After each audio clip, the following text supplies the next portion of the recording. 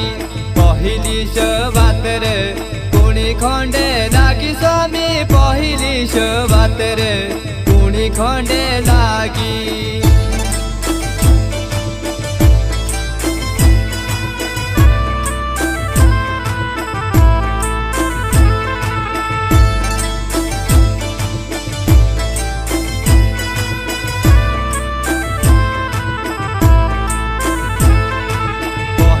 शवात रे रोई लागी द्वारे स्वामी पहिली शवात रे रोई लागी द्वारे पहिली शवात रे रोई लागी द्वारे स्वामी पहिली शवात रे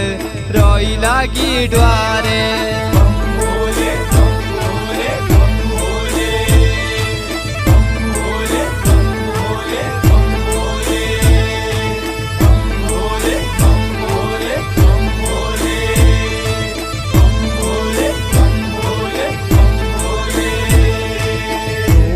शवात रे गळुआ रे घर लागी दूजी शवात रे गळुआ रे घरे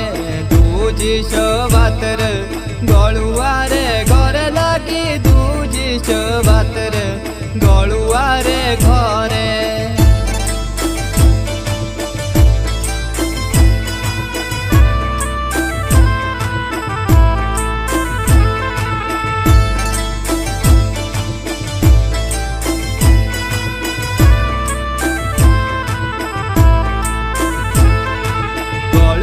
रे घरे या खाधा पिया स्वामी गळुआ रे घरे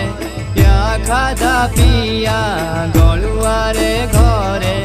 या खाधा पिया स्वामी गळुआ रे घरे या खाधा पिया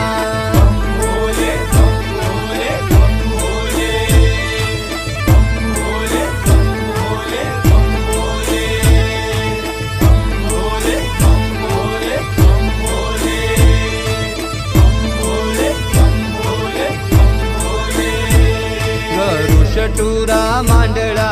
जोकटीरा दिया स्वामी गरोष टूरा मांडळा जोकटीरा